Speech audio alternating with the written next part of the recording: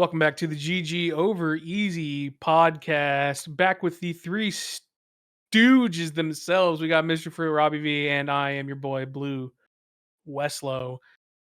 Today we are back with a whole lot of gaming talk. We talk a lot about how we feel about Destiny right now. The new Destiny trailer for the final shape came out, and we feel a way about it.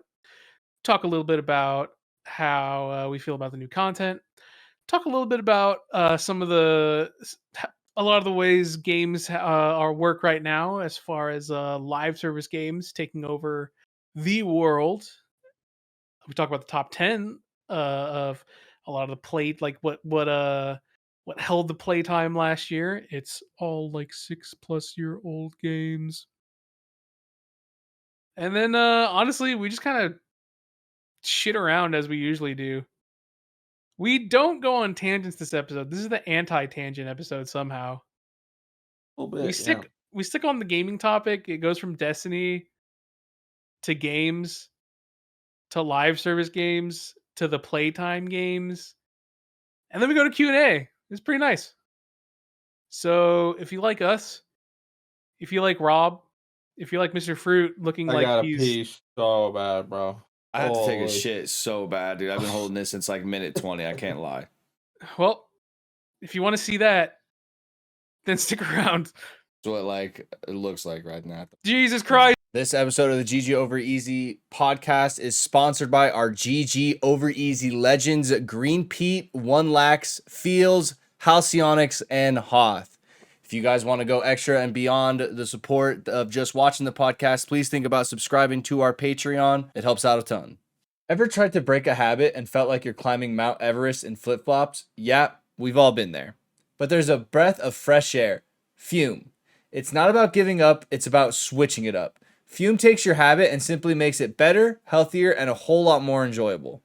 Fume is an innovative, award-winning flavored air device that does just that. Instead of vapor, Fume uses flavored air. Instead of electronics, Fume is completely natural. And instead of harmful chemicals, Fume uses delicious flavors. I'm a sucker for the orange soda tasting one. I think it's like orange or something. It is the best. I can't get enough.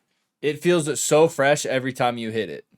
Start the year off right with a good habit by going to tryfume.com/GG and getting the journey pack today. Fume is giving our listeners of our show 10% off when they use the code GG to help make starting the good habit that much easier. Thank you, Fume, for sponsoring this podcast. Ladies and gentlemen, welcome back to the GG Over Easy podcast, episode 224. I've been raw dogging these numbers, and I think Yeah, you're right. I've been getting them right. Wow. Look at me. The new week, new us. Not so different us, though. But we're glad to have you all here today. Same sweater. I think I wore this last week. That's all good. I'm in a freezing house because I guess we just set it over to AC instead of heat.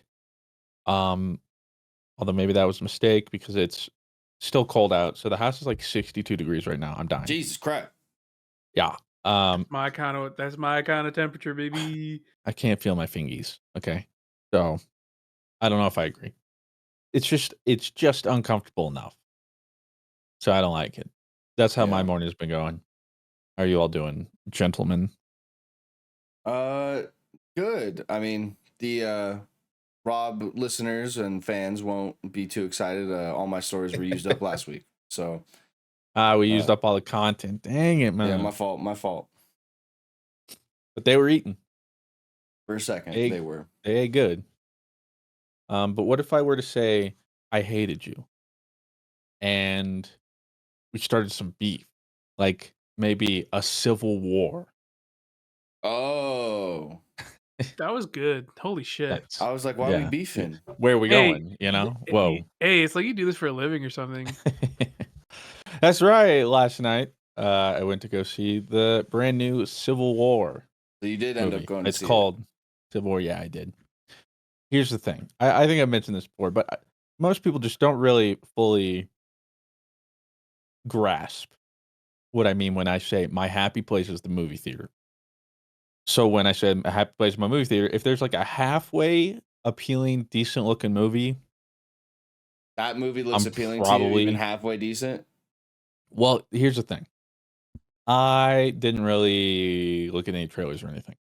I just knew one, it was from the director who did Ex Machina, and I think like Annihilation stuff. And I was like, okay, I like his movies. And I thought it was just gonna be like an action movie, I'll be honest. Um, and at first I was like, it's a little sus because like maybe this is gonna be a little too close to home. Maybe it gets a little political and stuff. I don't know, or like it's just gonna Oh, be just a little depressing. political, you think? Just a little. And I was like, yeah, maybe a little depressing, but like when I looked at everything, but I reviewed well, whatever. I was like, okay, fine. Really, that's about all I need to go see a movie. Plus, again, I prefer to like, for the most part, go into movies raw. As long as I have like all I need is essentially what is the movie about? Real brief overview. In this case, maybe I had too brief of an overview. Mm-hmm. Was not what I was expecting. Because, well, actually, surprisingly, it was more depressing than I thought it would be. Oh shit. But probably not for it was the political part of it was actually, I mean, it was there, but it was much more subtle. It wasn't all in your face. Mm-hmm. Um, and to me, it definitely seems like a sort of alternate universe where we have a civil war because the main thing you need to know is it's essentially what are the United States against the seceded states, whatever. Yeah. Which at the time, the main army is apparently California and Texas. Right now, during our lifetime, if we were to go to civil war, I don't know if Texas and California Yeah, no, Would 100%. team would be the up. team. No, Yeah, 100%. I don't really see that being the No, crossover of the century. I don't think so either. So all the stuff they like sort of briefly allude to, because at no point do they expressly say why they're fighting or why they succeeded or um all the different political viewpoints. A lot of it is nuanced or like can sort of be discerned, Mm-hmm. but sort of ambiguous. The main thing I got was like there was like a brief voice from like a radio or TV show or something talking about how he was serving his third term. So I'm like, okay, well that's probably the first part of it is he's unconstitutionally gone into the third term. So that's probably part of it, but then Well, we've had again, there's a probably a lot of president nuance go stuff. into 3 terms before, technically. Yeah, but the other thing though is it was very unclear how long this had been going on for. They made it seem like it had been going on for like 20 years or something. I'm not really sure. The moral of the story is it follows Kirsten Dunst, who is a war photographer, and that's it. So you just follow her and like the couple people she's with. Yeah. So there was action at like the very end of the movie, but so it was a much more slow paced, surreal, depressing take, which is totally fair, but also I was not prepared for that. So it threw me off. Overall, I told Claire, I was like, you probably don't want to come to this because like it's just gonna be depressing. And yeah, by the end of it, I was like, I'm more depressed than I thought I would be. So let's just hope that never happens. The most unrealistic thing to me too was the fact that nobody had come to capitalize on all this and take over the US or something. Like the world's greatest superpower, military wise, is now infighting. I don't know if I'm the rest of the world. I think that's a perfect time to I got a swoop on in. question. But Were the what do I people know? there wearing like Punisher t-shirts and like "Don't Tread on Me" shirts? I Really don't know. curious about like who this is made for. I got there really late, so it was already dark and stuff. So I don't know. Yeah, I'm curious as well. There was definitely a lot of like, there's like certain scenes. Like there's one scene where it's like definitely racially charged. Uh, and the confusing part to me too is I don't know who the soldiers in question who were racist. It wasn't clear who they were fighting for, and a lot of it wasn't. So like that wasn't really like the point of the story so much. It seemed to be. It was just the place. And while there was like probably some nuanced political commentary, It was more so about like just the atrocities of men and like how, well, one, how rough it is for the press and war photographers. Jesus, I would never in a million years do that. But I will say, as I was leaving, and that's why I wonder too, like who this was made for. I'm leaving, and as I'm in the parking lot, heading out of the door, the guy next to me, an older black gentleman, and that's important because I'll explain in a second. He he as he's walking by, he's like talking to him. I thought he was talking to himself or on the phone. He's like, "Hey, did you see that movie?" And he wasn't like looking at me. And I was like, and then he looks at me. I'm like, "Oh yeah, like yeah, I just saw that." He's like, "What do you think?" He's like, "I don't think I liked it." I'm like, I'm not really sure what I think yet. And he was like, "It's not what I expected." I was like, "I could say the same." He's like, "I don't get what they were fighting for." I was like, I don't know either." And as he's leaving, and then he's like, "All right, well, you have a good day." And as we're leaving, he like yells across the parking lot. He's like, "Yeah, I just thought about it. It's like the two of us. What have we been fighting for?" And I'm like, "Whoa, this is getting existential." Um, and, and so we're halfway across the parking lot. I'm like, I don't know. "Yeah, have a good one." Um, but it does bring up a good point, like all the different political stuff, and if anything, especially after I watch a movie, I think it's safe to say like screw racist people. Um, Yeah. but it was maybe one of the times I probably should have watched the trailer. Just so I had been prepared for what I was walking into. Because again, I just thought this was like, it's just an action. I don't know. Just like a dumb action movie, but it's Civil War in America. It was not. So, I'm let's just hope that never sorry. happens. The shitty Civil War movie turned out to be a shitty Civil War movie. I'm Well, it shocked. wasn't so much, it wasn't a bad movie. Just wasn't what I was expecting. And for what it was, I think it was good, but I don't think it's for many people. And I think, like me, there are probably some people, and apparently the guy that I talked to didn't fully understand what they were getting themselves into. Um, yeah, but it wasn't a bad movie. But also, had I known what it was, I probably would have just like waited for it to come to a streaming platform or something. Yeah. Yeah, that's probably was the safer move.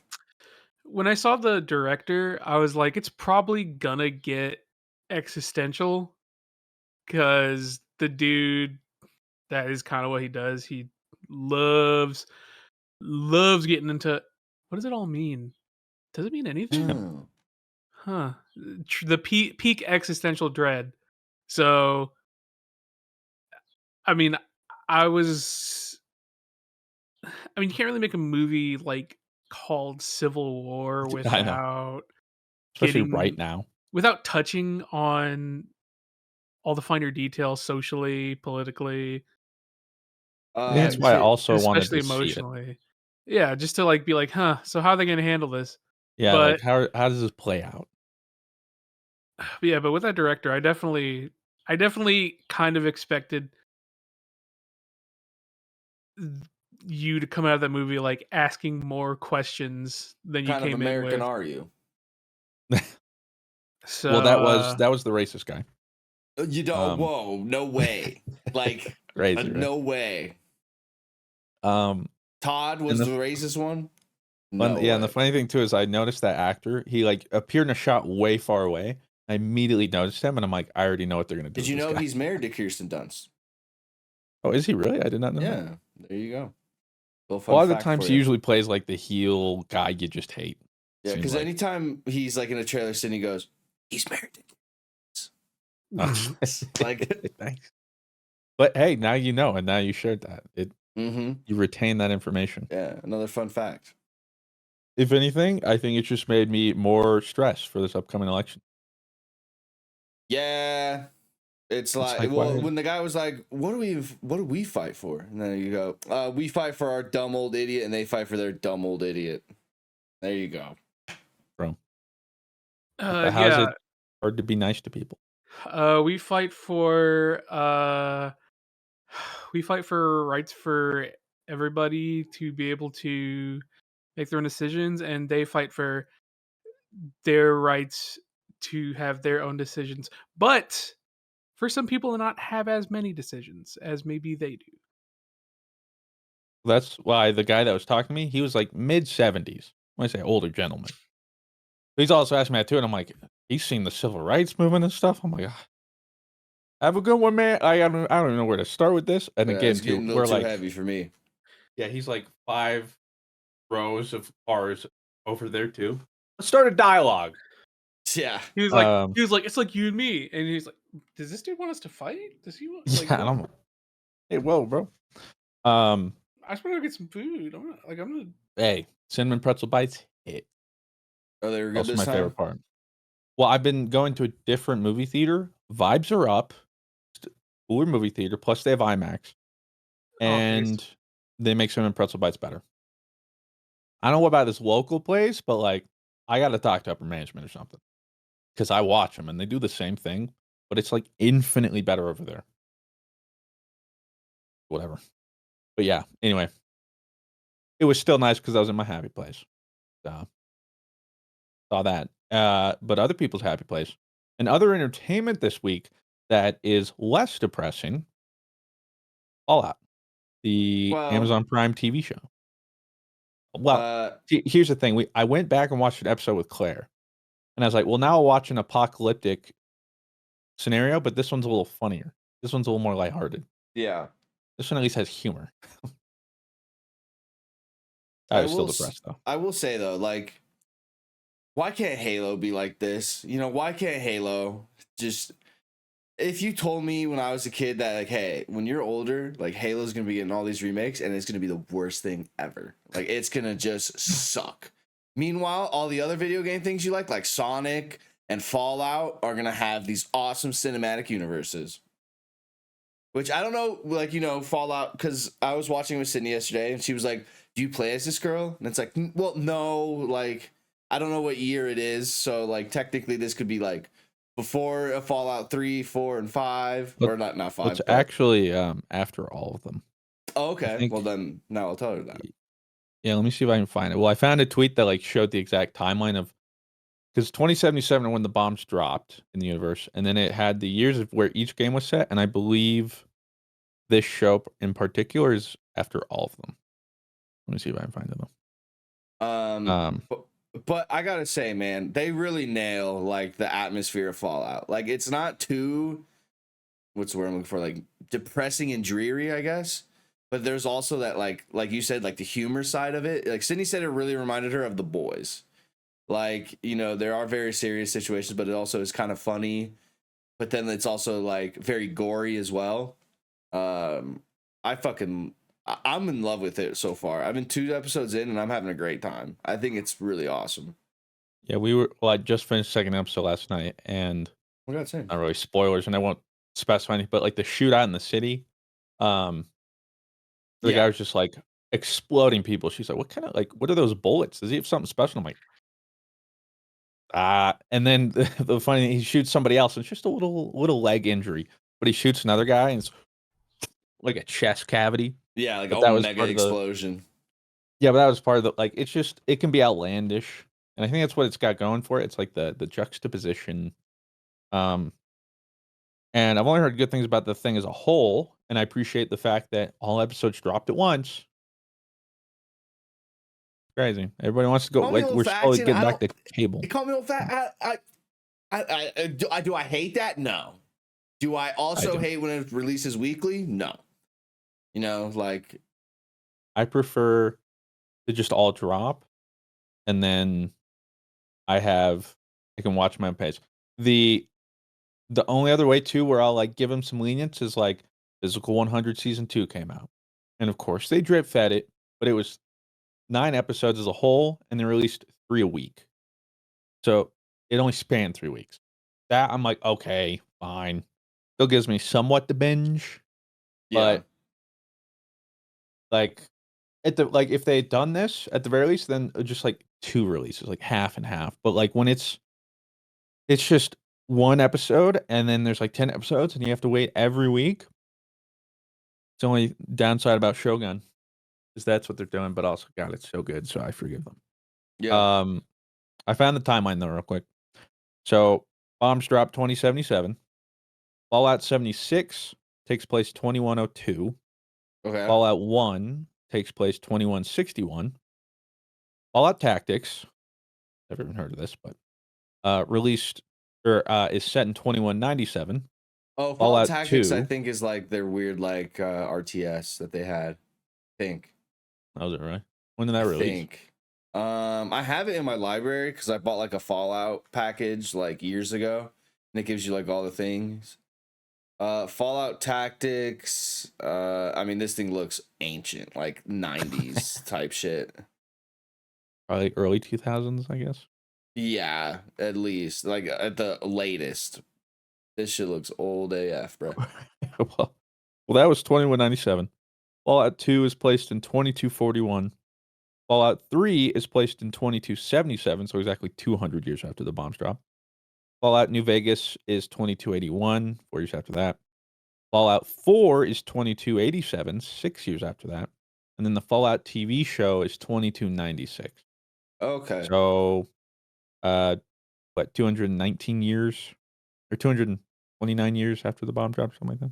Yeah, it was So kind of cool, it's like explaining furthest. to Sydney, like so she's like, you play as that character. I'm like, well, no, but yeah, like you just play as like these random vault dwellers. Like they're not really inherently like a main character. You're kind of just like somebody who lives in the vault and then like leaves. And she's like, oh, so all the vaults are like this. And I was like, well, yeah, Well, no, no, like yeah, some but have like experiments done on them, and I was like, this one's yeah. obviously like a control vault. And it Well, made me this just one was really like interesting. get into the Fallout world again. Like I just forgot how awesome the world of Fallout is. Like it is one of my favorite games ever. Like I don't know about all the vaults, but this is the first time I'd seen or heard that there were vaults next to each other that connected. yeah, I didn't know And that that's not either. spoilers. That's where like the first in minutes of the first episode. Yeah. But yeah, I didn't know that either. So Well, and she's like, are they like getting married? I was like, I've never seen this in the vaults that I've been in, but yeah. maybe like Mine are usually already more depressing or more weird. when she goes like, why don't more people go in the vault? And I was like, well, I think it was like a rich person thing. And like only like the very privileged could like pay for a spot in a vault just in case if this happened. But the cold open is probably one of the best cold opens I've like seen for a show in a while. Like Sydney had no idea about the world or anything, and she saw it. She's like, "That was cool. All right, sick." Like, that was. Why neat. can't Halo do this? I still haven't even seen an episode of season 2. And I have Like like that's no the world I'm desire living to. in. There's a Halo show, and I'm not. The whole season's over. I didn't even watch an episode. Yeah, Like that's and the like world I we're have like living in. no desire to watch it. Yeah, like maybe I'll get there, but I have so many other things to watch. And I really thought they were gonna turn it around after the end of season 1, but then all the stuff I heard and saw, and I'm like, well, Season 2 has a 69% rating though on Rotten nice. Tomato, so like that's Nice. stomachable. Winning, it's winning somehow. And the reviews I've seen of Fallout, especially from critics, were saying like it's one of the best, if not the best, or like right behind like The Last of Us or something for like best video game adaptation. So, and so far, like that's what I think. It's nailed the atmosphere of like Fallout and stuff, where you have all these things and the juxtaposition and the humor and the seriousness and the violence and um again, I'm only 2 episodes in, but I've definitely enjoyed it. And it's like exactly what I thought a Fallout show would be, which is a good thing. Yeah. So kudos to them. I don't know what they plan on doing. Like obviously I don't even know how the season ends. I don't know if they have a plan for season 2 or if they're spin-offs. Who really knows? But at the very least, this one seems to be a dub, and that's always it feels good. But speaking of other dubs, possibly debatable dubs, depending on who you ask. Oh. We recently had the Destiny 2 final shape Oh, reveal, yeah, that's a and debatable. then the Into the Light release this past Tuesday, where we reunited to play the Onslaught mode, which is their new wave-based game mode. It's not horde because it's not endless, but wave based. And let's start with the final shape reveal. Okay. Blue, I know you watched it. Rob, you didn't watch any of it, did you? No, I watched it. I watched the trailer on stream, so I did see it. Okay. Let's start with thoughts on the final shape reveal. I'll give my quick take on it, because that probably mine's a little bit quicker. I'll be honest, everybody is super excited to be like, wow, I can throw like a cold grenade and a hot grenade or something and throw my knife. Like, I'm gonna be honest, the multi-classes like does not do it for me. If anything, guess what? If you have you can do that right now, okay? It's just one of your guardians is on stasis, one of yours is on fire, and then the other one's on strand. There you go. Now you're basically playing what you're going to be playing in a little bit over in a month. Come on. That's not even remotely the same. Yes, it is. It's not even like that cool. It's not. Like, it's literally just a little gimmick, and you can literally do that now with other people playing at the same time and just wiping things quicker. That's all it really is. Okay, I'm pretty lukewarm on everything that came out with D2, but you're sipping that hater juice right now. It's not that cool. It is not that cool. Like, it's like a newer class would have been cooler than using all three classes at the same time. Well, that is what me and Fruit were saying, is they absolutely worked on this subclass.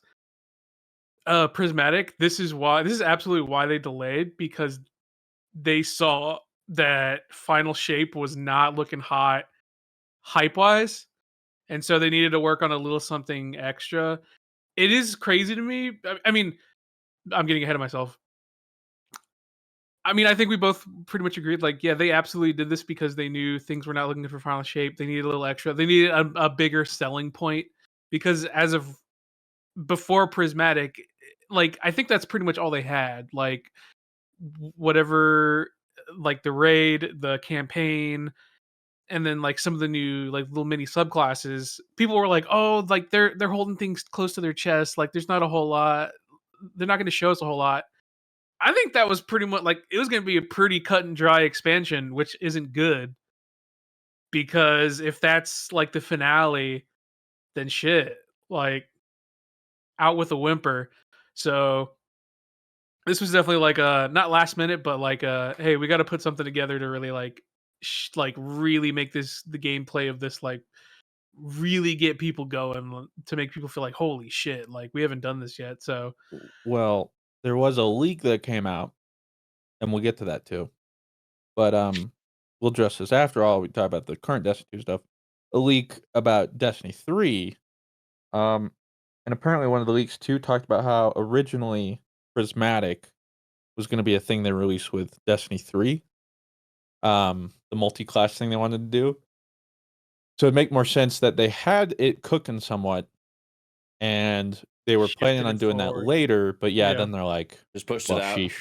Yeah, how far along are we? And then I wouldn't be surprised too if this is like, if we'll get to all the leaks, but if it's true and all this and blah blah blah, this would be like their testing ground to like fine tune the system even more, figure out how like multi-classing should work or whatever, and how to do that in Destiny 3.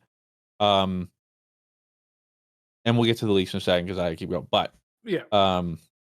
like in this time that they took to delay it was definitely the decision to add this, because like what we were shown and had it come out, I don't like, this was not, I don't think, just like that, like, supposed to come out with final shape. So they're like, that was it. We got to do something. Yep. Now, while like Blue said, I was like, well, I think I tweeted, this was the first time I've watched like a typical Bungie Destiny hype thing since Destiny 1's come out, and I didn't walk away like goosebumps. That was cool. Am I jaded? Yeah, probably. I don't know. But it just didn't like wow me as much as it did a lot of people. And I'm not here to yuck their yum, whatever. Like, cool for you guys. And if you're happy about it, I'm not telling you can't be happy about it, but I just watched it and I was like, Okay, It was all right. that's cool. I guess I'll mess around with that. The new enemy types took 10 years, but hey, I'll take them. That's cool. Hopefully they're fun to play against. And what, because they revealed the multi-class and the prismatic. They revealed, oh, and then I think the other one was like the multi-exotic armor. So each class now, their class armor, they'll get some exotic or something. I didn't know the specifics, but you essentially can like combine 2 exotic perks now. I have no idea how that's going to work. I don't know if they've detailed more. But all this to say that seems like you're going to be broken, um, which will be fun to play as. But again, I will finish this before I get to the leaks, but it would also lead me to believe the leaks even more because this feels like they're like, screw it, we're going to break the game. You guys are just going to be strong and we're going to clean the slate soon. So, like, we're not that worried about like fine tuning the balance here. But yeah, as a whole, the leak of the 3 has me more excited. Um, but I think also the Final Shape 2, my hype is managed because I also know my surgery's right around there. So I'm not going to be able to like grind this like I normally would. I probably won't even be able to day 1 raid. Nah, you'll And be so there. I think you'll push yourself. You'll have that We'll FOMO see. effect and you'll grind. I wish. Listen, man, the timing. Even if I had like a Super Saiyan Rose pumped into me, I don't know if I would have the strength to get on my computer after that. So we But still have to see how it lines up. But yeah, we'll see how it lines up. But I'm pretty much exactly where Fruit is. The reveal was cool. I was a little mixed feelings on the on the mixing and matching. I've been looking forward to mixing and matching for a long time, but when I saw it, I was like, yeah, I mean that's okay. The transcendence was cool. Like having like basically like having like a mini super where your grenades and shit get buffed, and you get like a cool like unique grenade for each of the classes. That was cool. Um, yeah, I don't know. I was like, uh, I did get more excited as I read the article that they wrote about it and how like, hey, like this is a new subclass. Like we have aspects specifically for it.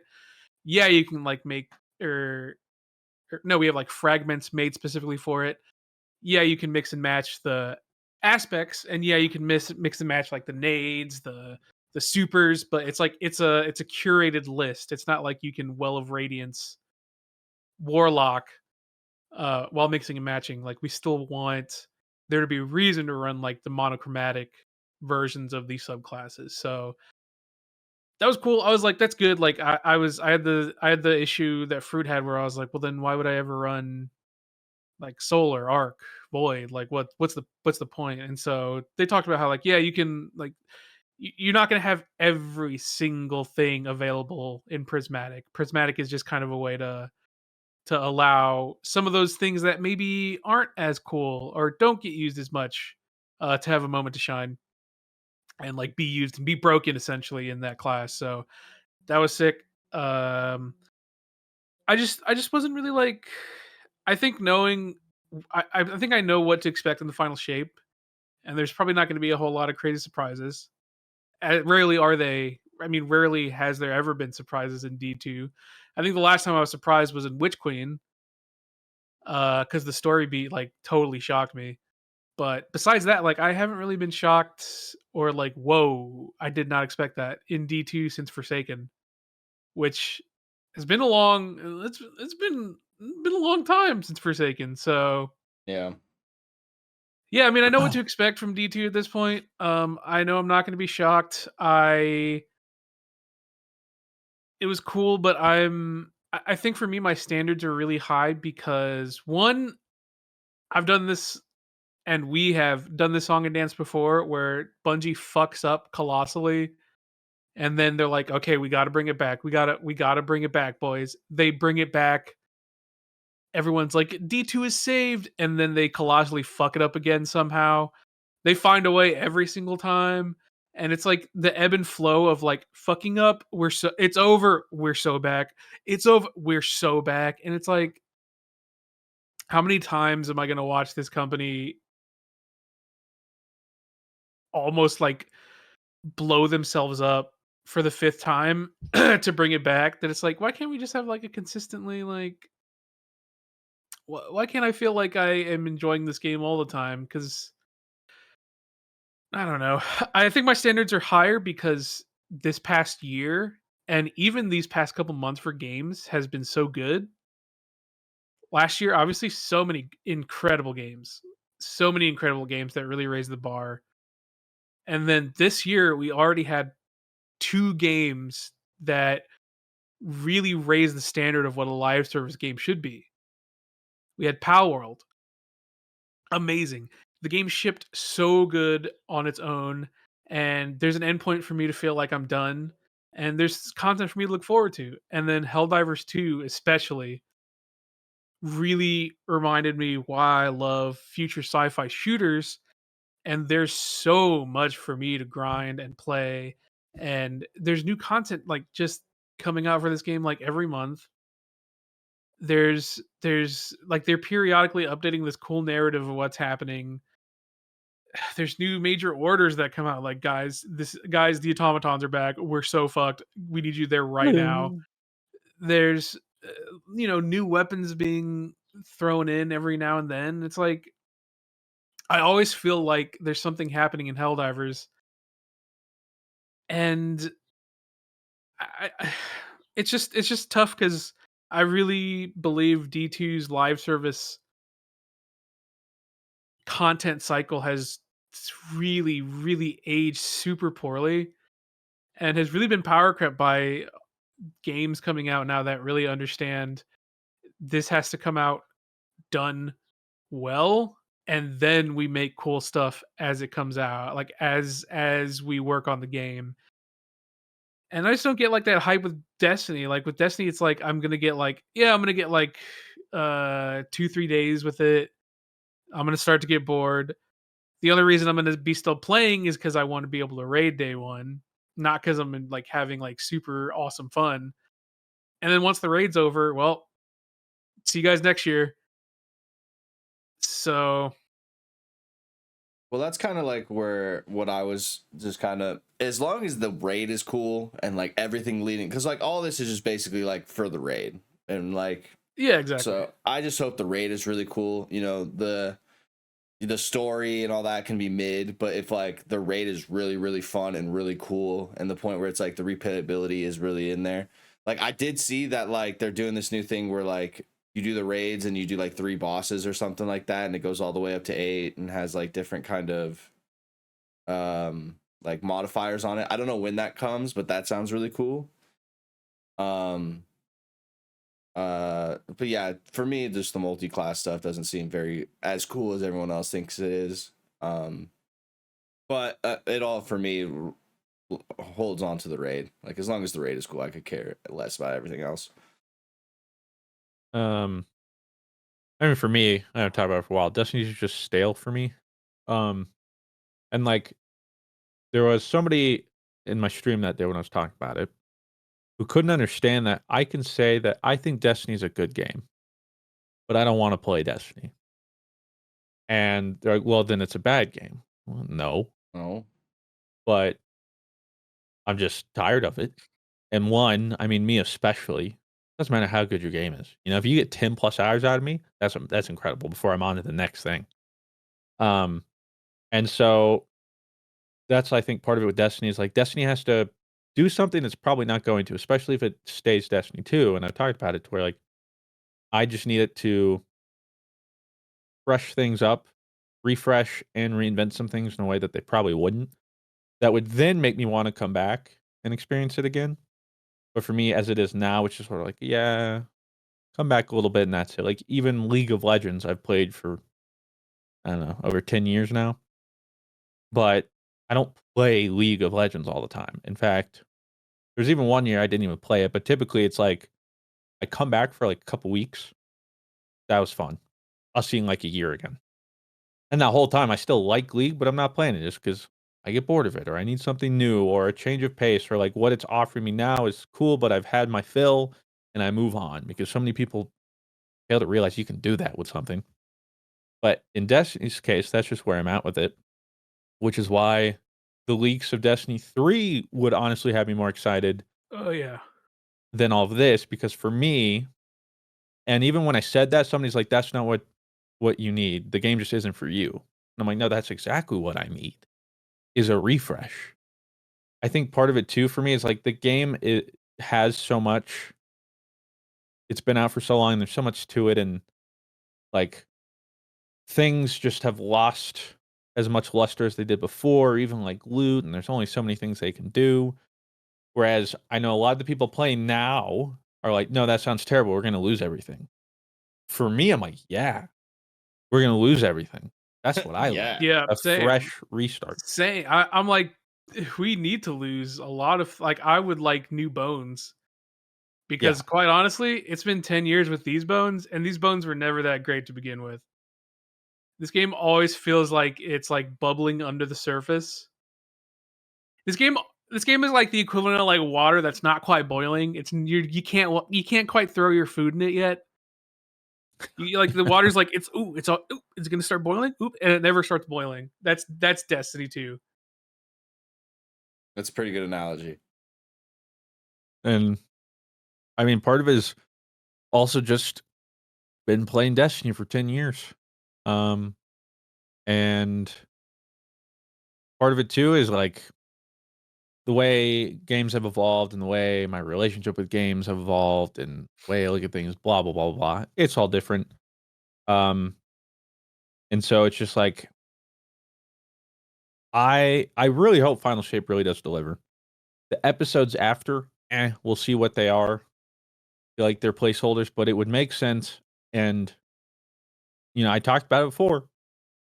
Destiny 3, but drop the 3, but now Just it's a Destiny. refresh. Yep. It's Destiny. Ideally, this allows them to work on the like ground and literal framework of the game and the system and the engine to also get because when Destiny 2 was originally made, it wasn't supposed to be the Destiny forever.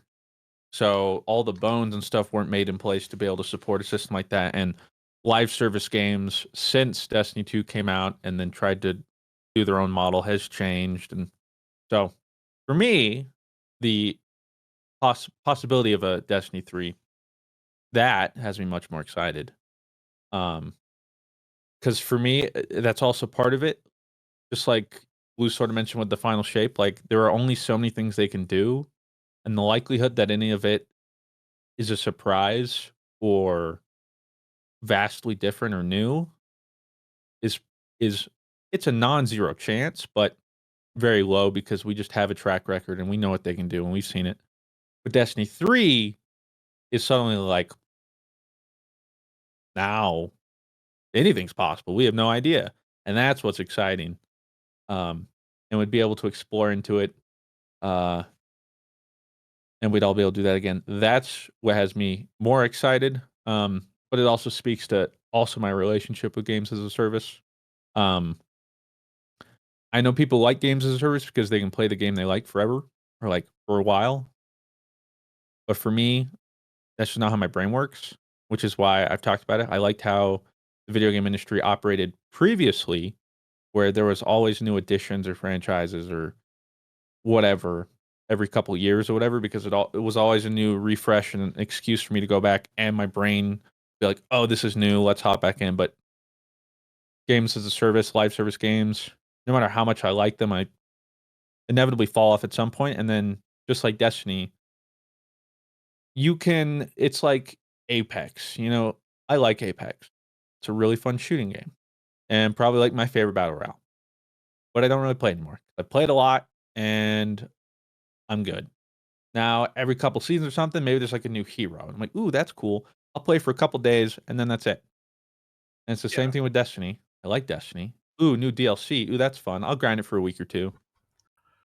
I'll see you Yeah, next DLC or that's whatever. how I feel about like Helldivers, because like with Helldivers, it's like the same thing over and over again, and like I get how that can be fun and like the difficulty like scaling and stuff, but at some point I kind of just like, okay, I'm doing the same kind of thing over and over again.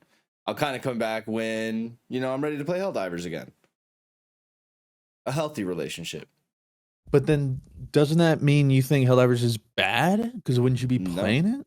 No, doesn't necessarily. I mean, I guess I can understand that idea of a gamer, but also you can appreciate something and not have to play it constantly.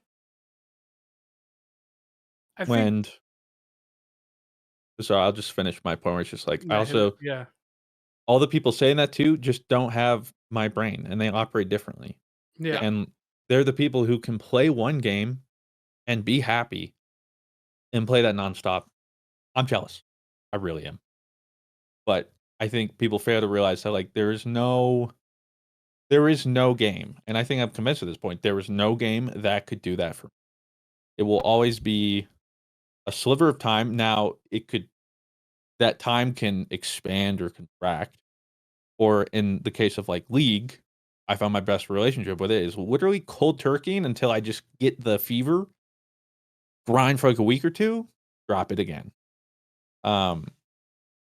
That's just how my brain works. And if you've watched my channel for a while, you also know that it's to my detriment because it doesn't matter how much I'm enjoying a game or how well views are doing or anything like that. At some point, my brain just shuts off, and for whatever reason, I don't think it's bad, but I no longer enjoy it as much or like want to, and I want to do something else. And so I just think those people, which is assumedly a vast majority of gamers, can do that, and they just don't know what it's like to be on the other side. It's a blessing and a curse. But I think that's also like what you have to take in, especially as I'm talking about it right now. Because just like that, like there was nothing I saw that I was like, I don't like this. But at the same time, there's nothing that activated neuron activation in my monkey brain that was like, ooh. Yeah. Like every time I play Destiny and the longer it goes, the harder and harder it's going to be for Destiny to do that to me anymore. And that's just the reality. Now I have a different perspective. As the resident hyperfixation freak, Oh, here are my credentials. If I even like a game remotely, I will probably put dozens of hours into it. I probably don't even like that game a lot. I probably just think it's okay. That's enough for me to spend dozens and dozens of hours in it. If I really don't like a game, I play it hour or two and I'm out. That's it. I will then say, yeah, this game fucking sucks. And I will be unapologetic about it. Now, when I spend like 50, 60 hours on a game, I will say, yeah, that was okay. And people will be like, but you just spent 50, 60 hours on it. And I'm like, yeah, that was an okay 50, 60 hours. Because that's just how I work, okay? I want to immerse myself into something before I say, yeah, I have an opinion on it. And if something can even remotely appeal to my monkey brain for a little bit, I will put dozens of hours into it. I am the resident. I will put my life into a game. I will put all of my free time because my current free time consists of cuddling with partner, going to the gym, and then the rest is video games. My partner plays a fuckload of video games too, so it's very easy for us to play video games together. Which means it's very easy for me to have a lot of free time to play video games. Destiny 2 sucks ass. I hate that game. And I used Even to right love that now? game. Well, it's actually pretty decent right now. Destiny 2 is a game that used to really cater to me. And by all means, still should cater to me. But the game got solved. And the game continues to be from the perspective of it being solved, which is right around the Beyond Light endgame era, which they've really doubled down on that type of endgame. I think that endgame is boring as shit. And it is like it's like a really really lame carrot on the stick way of doing things, and the entirety of the game revolves around, hey, collect all these cool guns so you can go into the next raid strong as possible, because they know raid is their best content despite the minority of the player base playing the raids. but they want to keep their most hardcore players on because that's good metrics. That's good. Hey, like look at all these people playing the game still. I think Destiny 2 is solved for worse. And that's why the game has really lost me. That's why the game continues to lose a pretty big section of its hardcore player base. And that's why you see so many people coming back and saying, yeah, I'll play some D2. But that's why you see a live service game that really prides itself on having a consistent player base continue to fall lower and lower and lower as a consistently played game, even during content downtime, because there is no content, very little content in between expansions, which is a little bit concerning for a live service game. I think Destiny 2, as is, would be a great game in 2018, but it's 2024. And I don't think the game has really evolved since then. I think the game has a fundamental problem where it struggles to innovate. And often that innovation comes from the way we play. And while we do get cool new ways to play subclass, that is kind of the only place they get to innovate, because the core endgame loop is fundamentally really boring, has fundamentally always been really boring. And it just kind of seems like they're trying to like bridge the gap between main content, mid-core content, which is like lost sectors, boring, dungeons. I do like me some dungeons. Challenges, boring ass challenges. Titles, boring. Do the foil guns do anything for you? Like the new, I guess there's like a new little variant of guns that you can get to drop for you from this new thing. That is a good monkey brain, and I want more of that. I will praise that. Shiny weapons, hell yeah. I'm a Pokemon hunter. I'm a sick freak. I love rare shit. All you got to say is it's shiny. I'm a sick freak. I love shiny guns. And they're trying to bridge that gap from that content to raids, poggers. But it always just feels like they never really hit the mark. And the content that should keep me around for a while never does, despite my brain working like that. Now, there's better games. That's from our resident grinder. There's better games that do better live service. A lot of people have really stuck to Warframe. I don't really like Warframe, but for a lot of people, that's their home. Helldivers has really shown me what I should have been expecting from D2 this whole time. I fucking love Helldivers. Helldivers 2 is probably going to be my... Okay, it's probably not going to be my game of the year, because unless they fumble Dawn Trail really hard. But I love Helldivers 2, and Power World was incredible. I got complete games, and now I can play these complete games with new content coming out. That gives me a reason to log in and do the thing. And especially the war bonds, my monkey brain goes, yes, I will grind the shit out of this war bond. And also, my monkey brain has evolved to the point where I just play the most monkey brain degenerate possible genre there is. True. MMOs.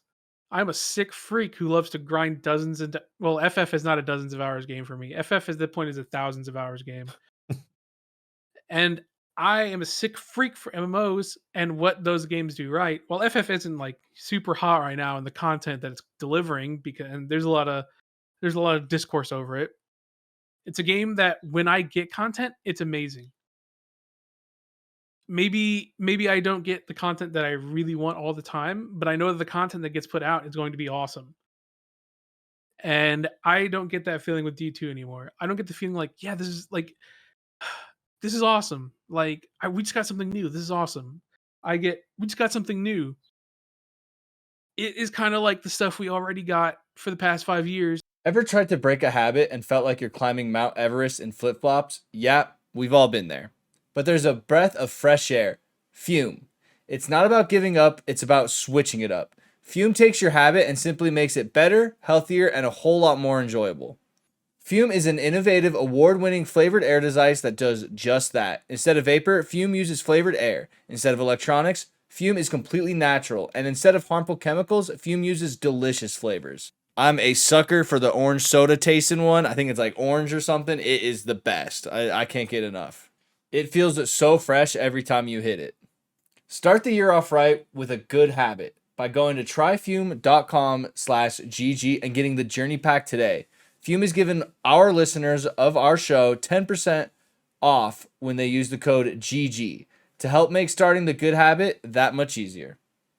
Thank you, Fume, for sponsoring this podcast. But I'll still play it. So when people are like, "Oh, maybe it's just you. Maybe it's just not for you. Maybe the reason why you're burnt out is because it's you." It's like, no. The reason I'm burnt out is because we've been playing the same thing for the past 5 years with a little bit of a different spin on it. And not a whole lot of new things going on in D2 when it comes to the way we play day to day. So, my ultimate reasoning why I am not the biggest fan of where D2 is, coming from a monkey brain hyperfixation expert, is that it's completely self-inflicted. You can't blame everything on the players. People don't love the way D2 is. Maybe it's not the players' fault. Maybe it's the company's fault. And maybe their game just isn't that great for the people who generally put the long time and effort in to keep the game alive, the hyperfixation freaks like me. Maybe it's just not, maybe the game is just not made for them anymore, despite the game wanting to cater to those people. Yeah. So maybe they're failing at it. And that's my take. I think Bungie as a whole has not been doing a very good job of catering to the people that they want to cater to. And that obviously shows in the numbers. That obviously shows in the pre-orders. And that obviously shows in the concurrent player count from day to day when, even a couple days after new content came out. D2 had a huge content drop right now. Huge content drop. Helldivers 2, without a content drop, still managing like double the player count on a big D2 day. So things aren't great with D2. And that's okay. I hope they fix it. But I am a little tired of maybe the game's just not for you. No, maybe the game's not for me because the game sucks. And it could be better. And that's my take from a hyperfixation freak. Thank you. That reminds me of, we didn't really touch about Into the Light, the update that just came out Tuesday, but you briefly mentioned it. And for me, like, we played it and it just felt like the Destiny that I haven't been playing, which is why for me it's still like waiting for final shape. I think Into the Light is great for people who were playing the game and wanted something.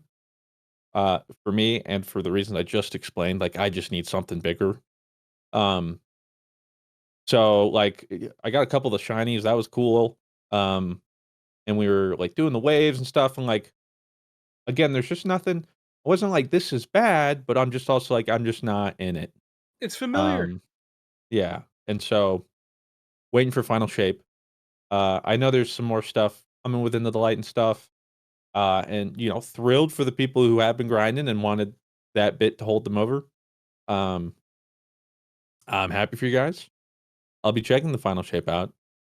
And then to the extent, I mean, we'll see and whatnot with given my surgery. But the rumors of D3.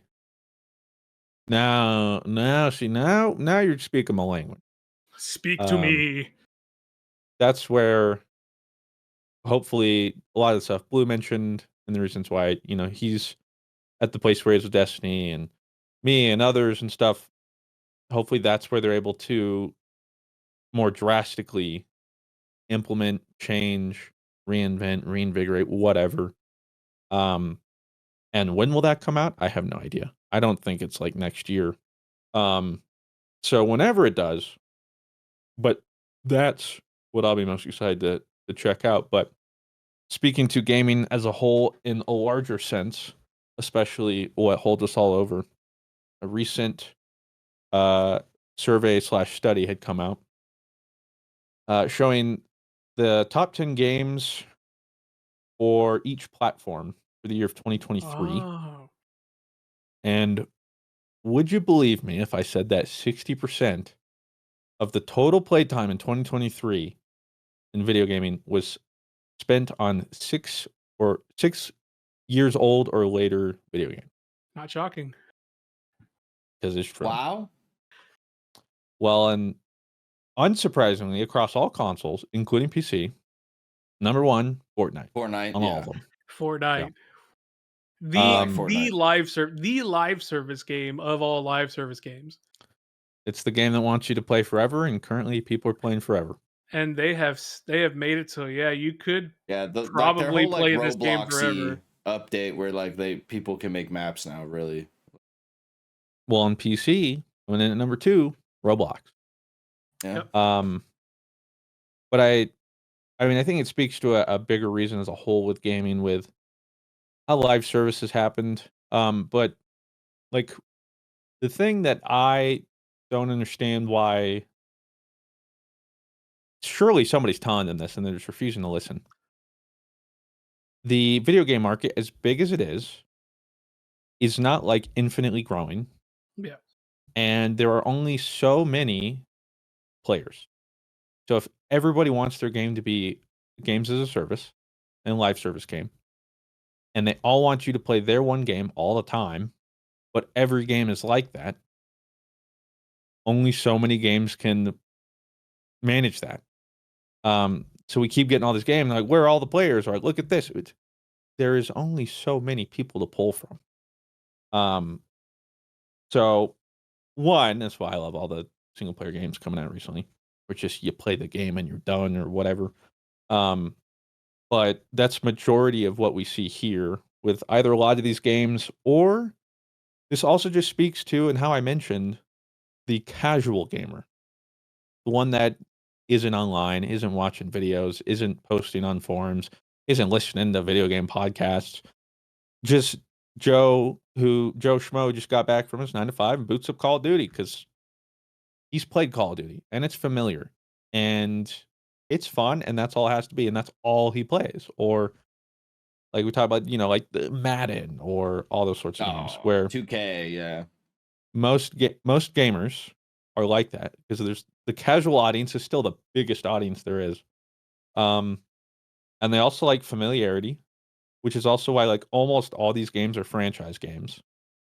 And I think a lot of people just like to invest into something that they know, and it's like a safer, they're like hedging their bets moving forward. With like Call of Duty, I know there's going to be a new Call of Duty, and especially with the way they're doing it, certain things are going to carry over, and it's what I expect, and I'll get it. So the PC top 10, a little bit different than the consoles, and the Switch, unsurprisingly, is like the strangest of them all, because Nintendo's just doing their own thing and thriving, believe it or not, because they just cater to the audience they want. But PC number 1, we have Fortnite. 2, Yep. Roblox. 3, Minecraft. Yep. 4, Old school RuneScape. Counter-Strike. No, that's Who not on was the for? list anywhere. Oh, it's What was not. Counter-Strike Really? 2 and Go. Yeah, so Shit ass Like, game though. It's so shit right now. It's so ass. I hate it. now here's the crazy one. Number 5. I don't think you guys would guess this in a million years. Number But give me- 5. Yeah. PUBG. Yeah, that's a good guess. Blade Point Naraka. No. Oh, I could see Naraka as number 5. Neither of those are on any of the lists, but I like where your head's at. Again, casual audience. Casual audience. Can you give me a hint? I don't know how you could give a hint without giving it away. What year did it come out? Well, I'll say this one in particular, I don't know, because it is a sequel. Okay, so it's a The sequel. But I'll look it up. Destiny 2? Destiny's not on any of the list. Yeah, I was gonna say that's very hopeful of you, Rob. The sequel came out in 2014. The Oh my sequel came out in God. 2014. Yeah. Oh my god, I know what this is. I can't remember it. Come on, Blue, help me out here. Fuck. It's like in my brain, but I can't. 2014. I know this. I'm losing it. Fuck. I still think you guys. I would have never guessed this. Like I don't think. I don't think I'm gonna guess it. Number 5 for most playtime in 2023 on PC, The Sims 4. Oh, Fuck yeah. Yeah, normies love Sims. That's why I'm saying That- like casual audience. The I Sims remember is the Sims is the female Roman Empire. even in high school, like some of the girls I dated Ladies love it. hated the idea of video games. They're like, "Oh, but I play The But the Sims." Sims. And like even Claire loves The Sims. Like Hey, they love, which isn't to Sydney- say guys don't play Sims, but like it's the ladies' game. They Yes, freaking love. it's- it. hey, Sydney the ladies said, guess what? We want representation too, motherfuckers. Check Yeah. this shit out. Top Sydney Sims likes 5. The 4. Sims, and she wasn't even allowed to play The Sims, but she knows she likes The Sims. Yeah, 100%. Think about that. So wild that's 10 years later, still top can't- 5. That's crazy. I don't think it's surprising. I think it's also incredibly appropriate that us three meat wielders Yeah, The just Sims. just for like The Sims. That's why. Yeah. Yeah, that's why I was like, we'll never get this because we wouldn't think like, hey, games, Sims is up there for sure. Because that's not our wheelhouse. Holy shit. One of the comments in our podcast chat right now, I need to share this because it is so good. Mike just said, Sims is loved by the gays and the theys. Hey, they wanted representation. And did I say The Sims is a good representation? Have you ever People- played The people Sims, love The Sims. Christian? Ever? I played. There was like a Sims Underground or something. It was on like the DS. My older brother had it, but I played it. And it wasn't like a typical Sims. It was almost more like a RP, not quite like an RPG. But you went around in like this sort of like hood area, and then you just like made more money and got a cooler apartment. And you would go around and do like little mini games. I don't remember. Yeah, maybe it was Sims Herbs, but it was on the DS. I played the DS version specifically, but that's really, I think, the only Sims I've ever played. What about you guys? I played it a little bit at my cousin's house. They had it. And for me, it was like, can we make these things have sex? Because I was like 10 or 11. So You're so edgy. that's all it was. Or like, can we kill these things? You know what's wrong with the world. Yeah, I mean, I've played The Sims, but I knew it wasn't for me. Pretty much it. Or like even that, like even going over to friends, it's not like a session game where it's just like, oh, here's 15 minutes, you get the idea. Like it's you start like Claire's favorite part is literally just like building the house. Not even so much the rest of it, but just like furnishing the building and the blueprint, all that stuff. Coming in at number 6, the more meat stick normie game. I think you guys could be able to get to this one. It's Call of Duty. Yeah. Call of Duty Modern Warfare 2/3/Warzone 2.0. 7. Put some respect on my boy League of Legends. We still in there. We still in there after all this It's time. crazy, Okay. like how, but you can tell like newer generations do not care to learn League. Like just by playing, just like by the top 3 games, they You guys have, are like, an aging no aging interest. company. However, that being said, in the greater like international sphere, League is still that game. Yeah. So That's more It's so just- like an NA statement. Yeah, North America scene has always been rough, and it's definitely been on the out, especially because even though the market is starting to slowly skew and grow in America, America was the one more than any other country that was console heavy. Yep. 100%, 100%. Like 10 years ago, PC was still super niche, and it was console. So that's part of it too, because League just isn't on any console. Which continues the right trend though. Number 8, Valorant. Hey, they They're that's it. slowly getting in there.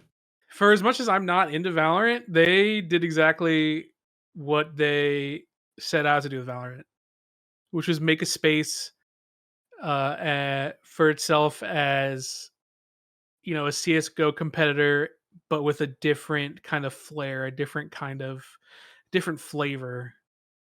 And Well, while Rob and- would say Valorant is dog shit, hey, they kind of popped off. Well, I and mean, okay, I will say this about Valorant. Okay, I do play Valorant once a week with a group of friends that love Valorant, and they have like prem queues in you've there. been lying.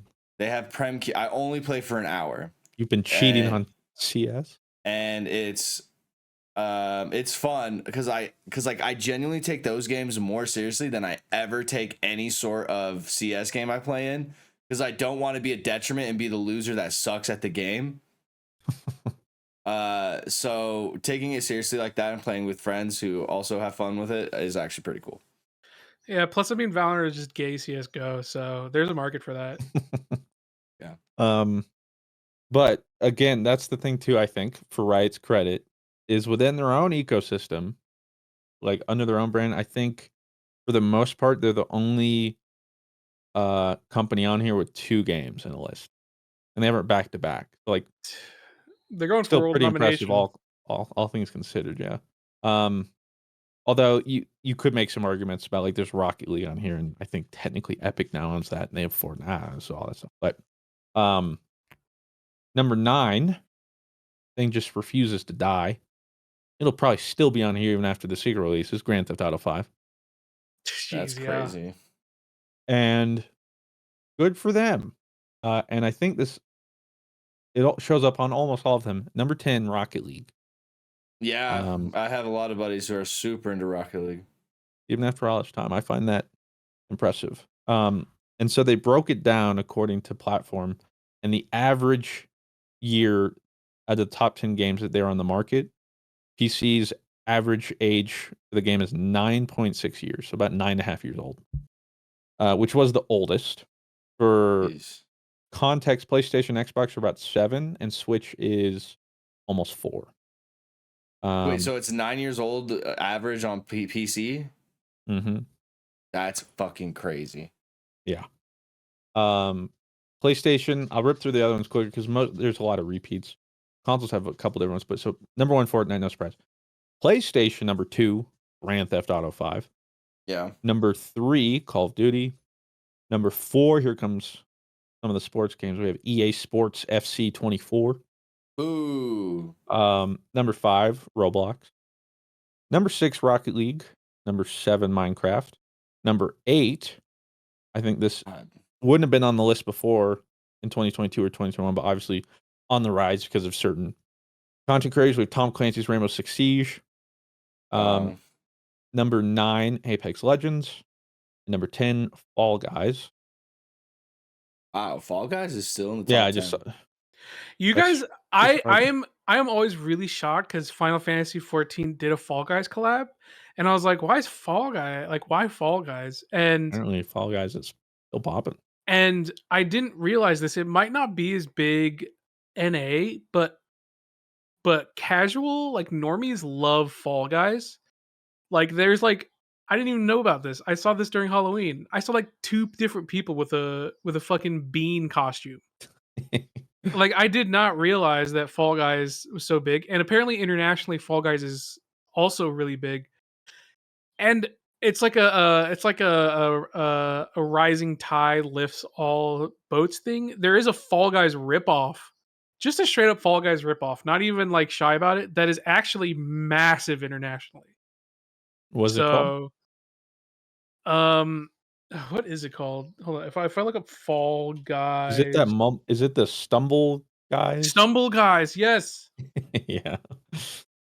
Um, It's just straight up. It's just, but it's so big and popular because it's on mobile. yeah. And I mean, I don't blame him. Fall Guys for me seems like the perfect like casual.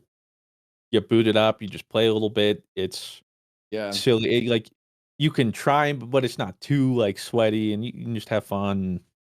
Yeah. Xbox number 1, Fortnite. Number 2, Call of Duty. Number 3, Grand Theft Auto 5. Number 4, Minecraft. Number 5, Roblox. Number 6, Tom Clancy's Rainbow Six Siege. Number 7, Rocket League. Number 8, a lot of people were confused with this one, Starfield.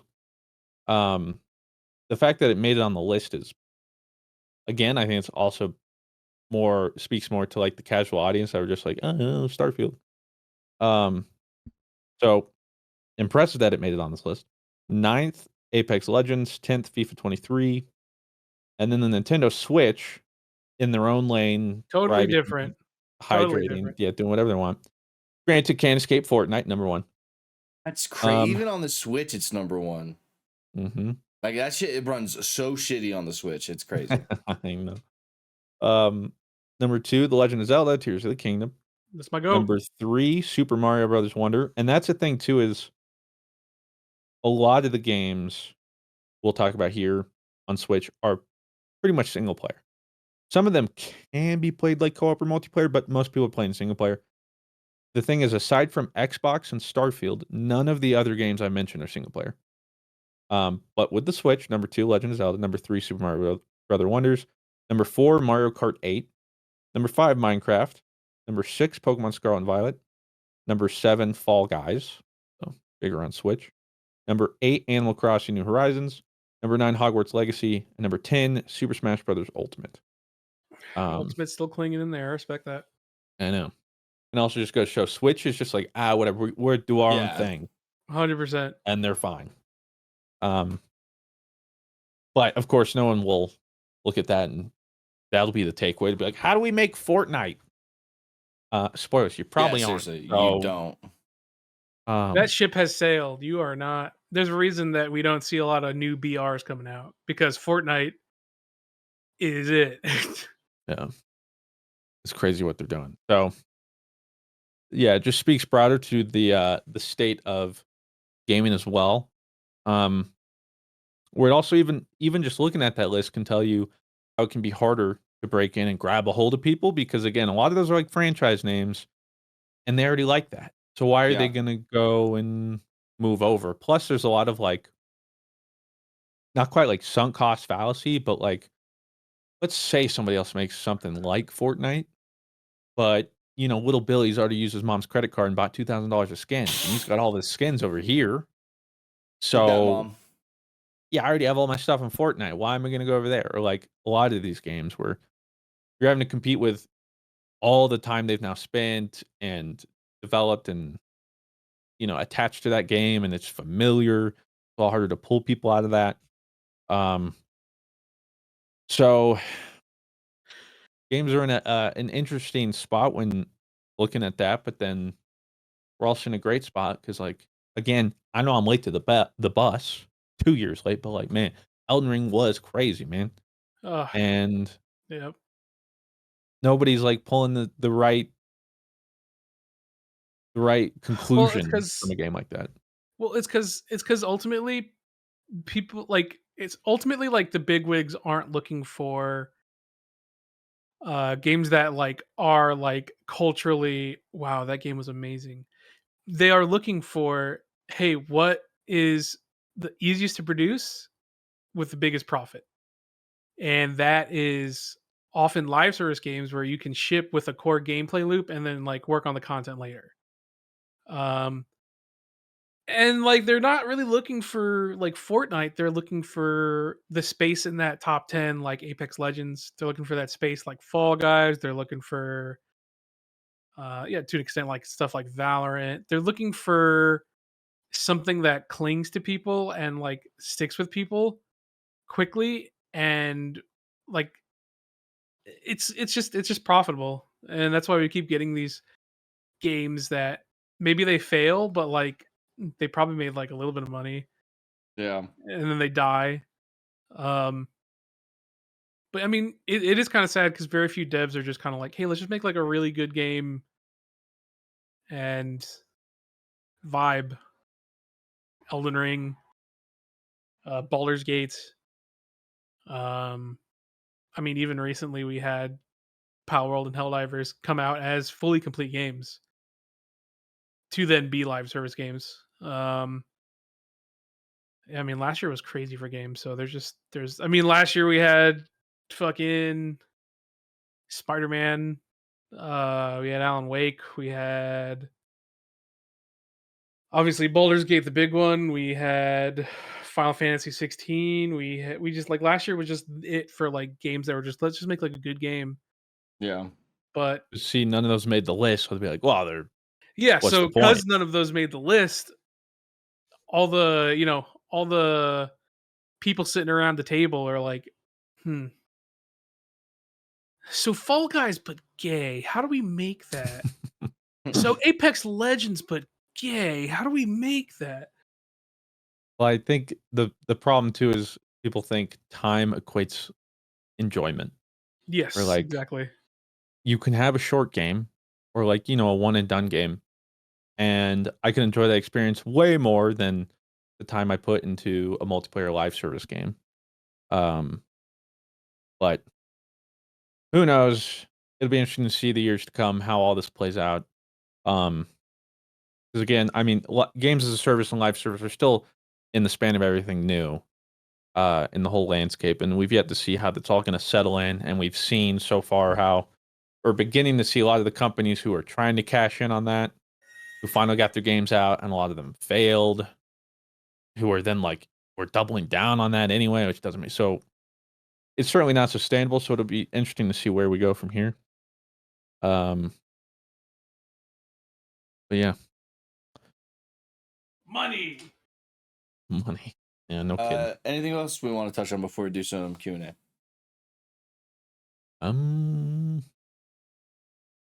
Rust. By the time you guys are watching this podcast, we might be live doing Rust right now. Yeah. We are doing some Rust. Are we calling it season 4 type of beat? I'm calling it season 4 for the old heads. Okay. Because it'll be us coming back playing it.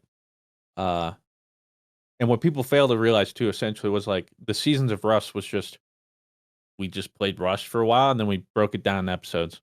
Yeah. And so this you'll see the whole thing live streamed for a couple days, and then there'll be a main channel video eventually edited. The VODs will be up and stuff. We can go watch that. Be a good throwback. We're gonna try and do all the stuff in the game, including a lot of stuff we haven't seen since we haven't played in. Like season 3 came out July of 2017. So it's been nearly 7 years. We're old. Yeah. That's why I was like, it couldn't have been that long. So it'll be fun to run it back with the boys. So be sure to check that out. And I finally got to play Gigantic. That came back. Battleborn when? I'm just gonna keep saying it. Probably never gonna happen. But Battleborn when? And that's all I got.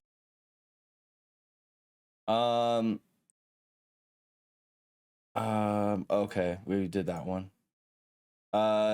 Just Flash asks what our favorite continent is. Pangea. Based. North America. Let's go NA. That's not a continent. What are you talking about? North America is not a continent?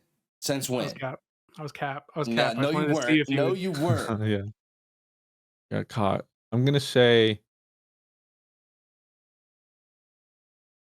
Australia. Just because they're out there doing their own thing, Yeah. Good for them.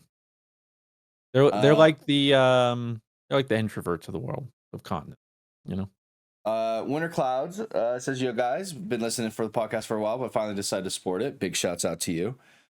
Question: Blue said this last podcast, but if the negatives from calories didn't exist, what would you eat? Everything. Yeah, what wouldn't I eat? Fuck. It would be as simple as, do I like this? I eat. Do I not like it? I don't. I would eat a I lot don't more have to worry pizza about than I anything do. else. I would eat a lot more pizza than I do. I don't eat pizza often because I don't want to be fat. I might become pizza.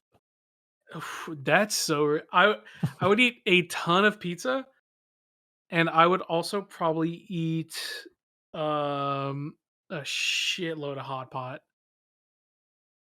I would eat Korean barbecue chicken. That stuff, man. Oh. I would be consuming a lot more like cheese in general. You're on that one. I'd be doing a lot more taco pizza. Been on my taco pizza shit lately. Are you getting like what? Like the Mexican pizza from? I thought they discontinued that. No. Like They an brought it actual back because Doja pizza Cat. that's like the thing is like beans, and then they put like meat, and then they put like cheese and like sour cream, tomatoes, but it's on like a pizza. Like, Where do you get that? well, Taco John's just recently made like a taco pizza, and that's where I got it from, and I was like, that was so good, but it wasn't like a proper taco pizza. So Heretical. let me see. Gray says, what's your guys' favorite bit you've done in the past? It could be something you guys did or something the extended dream team did in a video or anything of the sort. My favorite is the caster bit during the Smash tourneys, specifically the brought to you by Chevy. We'd like to see you in one. That's a good one. I don't know. I can't think of all of them. We've had some good bits. And we've had bits that could have died. You know, Applebee's Fortnite. They had their time in the sun.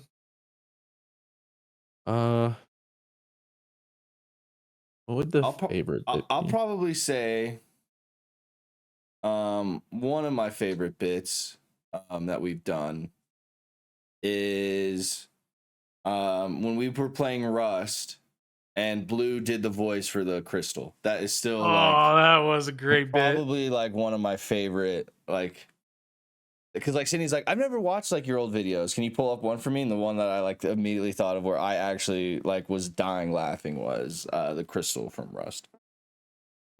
Oh, I think I was unfortunately the butt of the bit. But the Trials 0.0 Takiku, where I goose egged, and then you guys just roasted me. That was funny.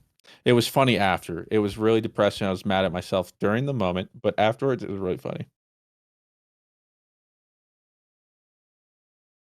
Do you have one, Blue? I don't know, man. We've had so many stupid bits.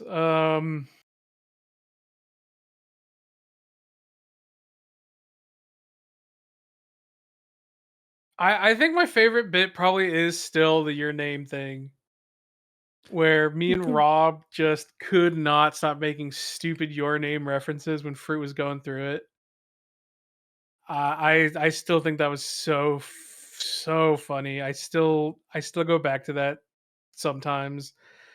Uh, if I'm thinking like a newer bit that we did, God, that one is tough too because I feel like we've been cooking. Damn.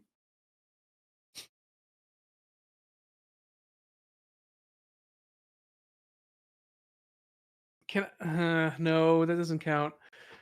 That doesn't count. Damn, dude, this is really hard.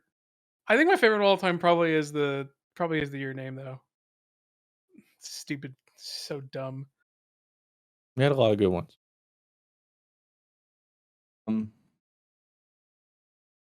Now, as far as jokes go, it is a very modern one. Oh, was that the fart one? Nope. Oh. It was almost as bad though. The the cream pie. Oh God. That is a good one. I hate you guys for that. Now, and to go a little closer because I don't think Fruit was here for it. I think this is the most I've laughed in. I don't think I've laughed that hard since then. Is Rob's story about how he projectile shitted in his house when he was super drunk, and he was like, "Sid is never gonna know about this." Oh And yeah. he just kept talking about how like there was shit in places that shouldn't be. I could not stop losing my shit, dude. Rob is a great storyteller.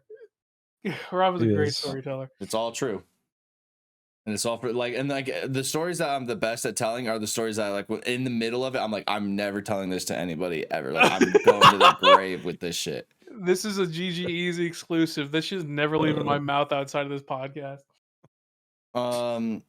Question here from Lumberlord says, just read this IGN article that Christopher Barnett has been replaced as the game director of Marathon. This quote from the article. God. The game's direction has shifted somewhat under new leadership, one source says, including moving away from custom player characters in favor of selectable cast of heroes. Thoughts? Yeah, I got you. go It's ahead, so Blue. over. It's so over. I think I think we might have talked about this the 1 week you were We gone, did. Rob. We did Okay. talk about this, but I think that the question was just It doesn't look fresh. good. We didn't get to the question, but yeah, it doesn't look good. Yeah. But I hope it mean, works out. But yeah, like I have no desire for extraction rarely shooters. So rarely does a move like that at a time where the game is indicate a good thing. Like maybe it's a good thing because it was bad, and now they're shifting it. But as a whole, it doesn't help my confidence in Marathon. I agree. Jimmy says, y'all rocking with Fortnite? I still sometimes do, but oh, there goes fruit. Oh no! Fortnite, we Hey, about to get down. audio Yeah, listeners, there I you would go. watch the video.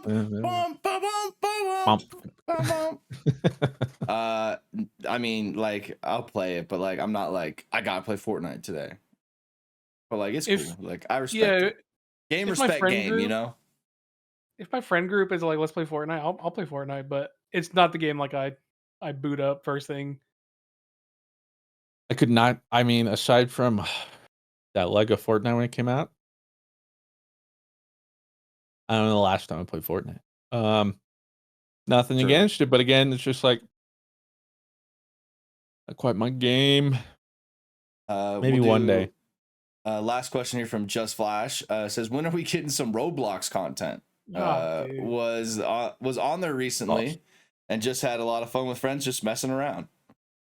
That's the problem, and why we did the last Roblox video. Me, Christian, and Blue have zero idea about Roblox. We never played Roblox. And that's why we brought in Joey and Ruben, because they grew up on Roblox.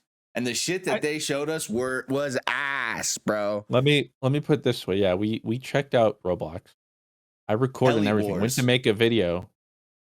You have never seen that video.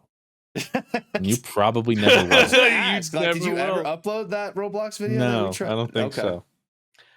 I think for me, Is your answer? I think for me, like the sandbox game has such a mass appeal, and it just never grabbed me because even for our generation, we had sandbox games. Like Gmod was huge.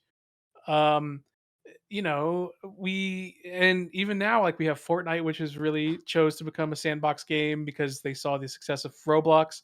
Obviously, Roblox is the sandbox game, and even to an extent, Minecraft is really spiritually a sandbox game. And I've just never,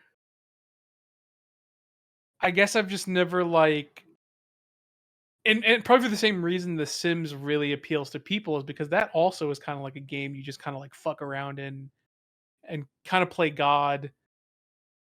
But in like Roblox and Fortnite, it's less playing God and more so like, look at all this crazy shit I can, fuck with, right? Like, and for the same reason VR chat is also such a big game is because like it's just like, existing in this huge space of just random shit. That genre, that enjoyment of that has just never really grabbed me. So even back in the day, so yep, just not my thing.